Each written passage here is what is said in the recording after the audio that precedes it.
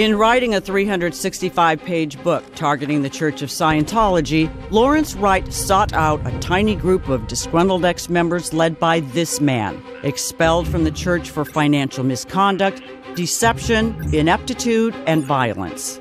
Nearly all of Wright's sources were dismissed from the church for similar offenses, including embezzlement, financial wrongdoing, sexual misconduct, physical abuse, and severe violations of church doctrine. Yet these are the individuals Lawrence Wright uses to impugn the character of the church and its leader, a man responsible for a worldwide religion and its unprecedented expansion, and under whose stewardship the church's social betterment programs have become the largest non-governmental anti-drug and human rights campaigns on earth. But in writing his so-called expose on Scientology, Lawrence Wright's sources were far from credible, and Wright knew it. Their allegations, so far-fetched that a federal judge and an appeals court dismissed them as baseless. Lawrence Wright ignored that. And when the church provided thousands of pages of evidence documenting the falsehood of those claims, Lawrence Wright continued to present the allegations as fact. When asked in a journalist forum, "Do you believe that journalism can lead to truth?" Wright had this to say: "Truth is one of those subjective terms that are pointless to get too tied up about." Wright's book was released in January 2013, but failed to generate reader interest. Still, it found itself immediately steeped in controversy about the veracity of its claims, so much so that the book's publisher would not release it in Britain, Ireland, Canada, or Australia because of their libel laws. The chances of losing a lawsuit were simply too great.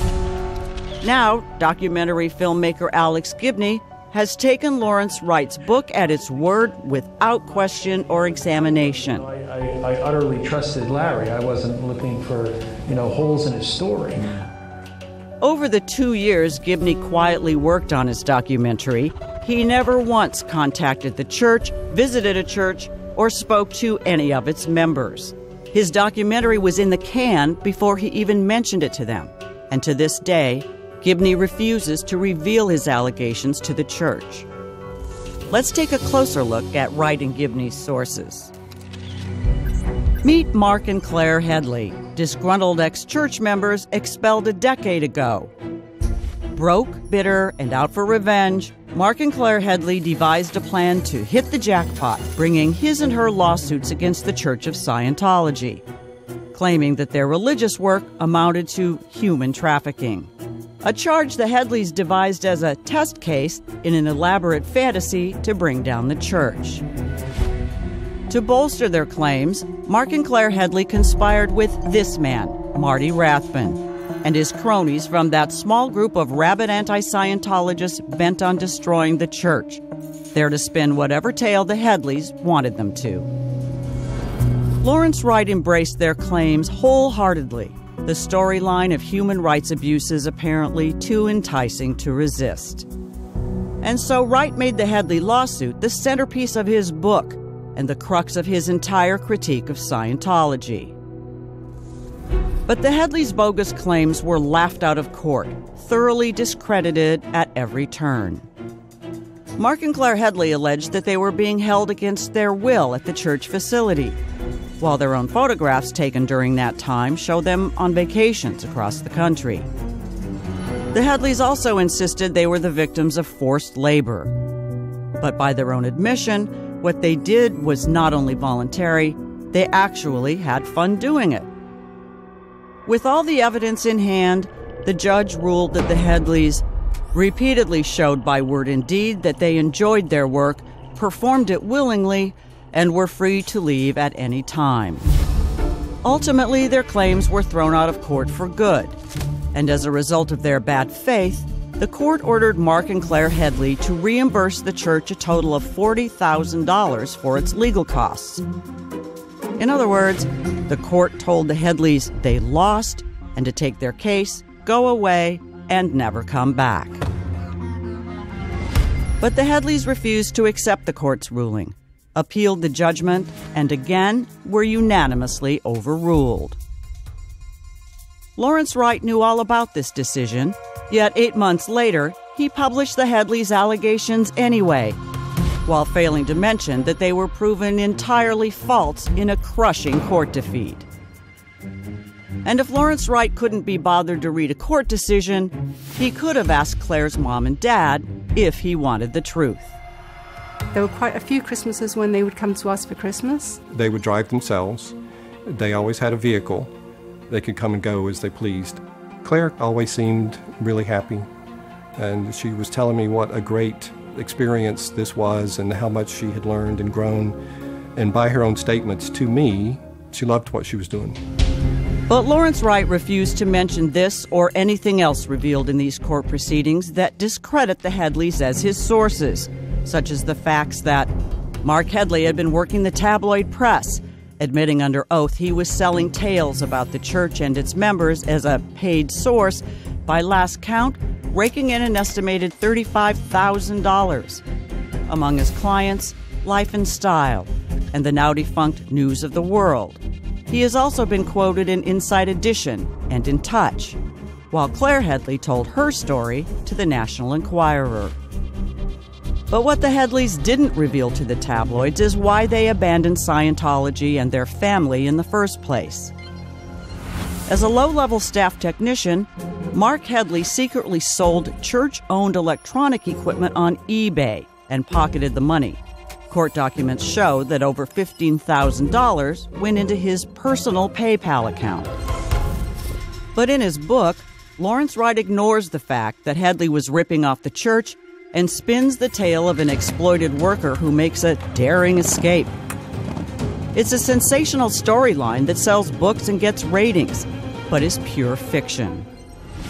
Because the day before Marc Headley was to face questioning regarding his involvement in the theft of church property, Headley simply got on his motorcycle and rode out the gate.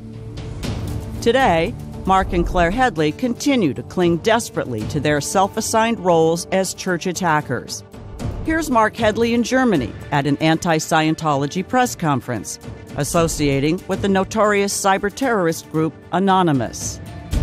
Headley has also spewed his vitriol in over 500 posts on this hate blog, many of them detailing lurid sexual insults against the church, its members, and its leader, including a vile and unrepeatable taunt directed at a church lawyer whose daughter was killed in a tragic accident. Marc Headley's vicious writings have even incited a murder threat against the church and its leader. Headley has committed numerous violent assaults against women as well, intimidating young female co-workers he knew couldn't fight back. So here's what we have. Two paid attackers of their former religion, mean-spirited individuals who haven't set foot in a church of Scientology in over 10 years, quoted by Lawrence Wright over 77 times in his diatribe against Scientology. Used extensively by Alex Gibney in the making of his cable documentary, and all of it greenlit by executive producer Sheila Nevins on behalf of HBO. They know full well that the foundation of Wright's book has been completely rejected by the courts. Premised on an utter falsehood, their reporting crumbles like a house of cards.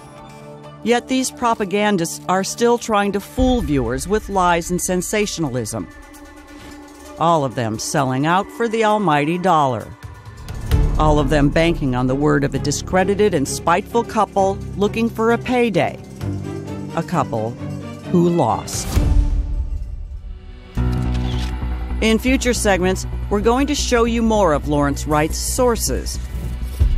Remember Marty Rathbun, the ringleader of that tiny group Lawrence Wright befriended and used to tell false stories about their former religion?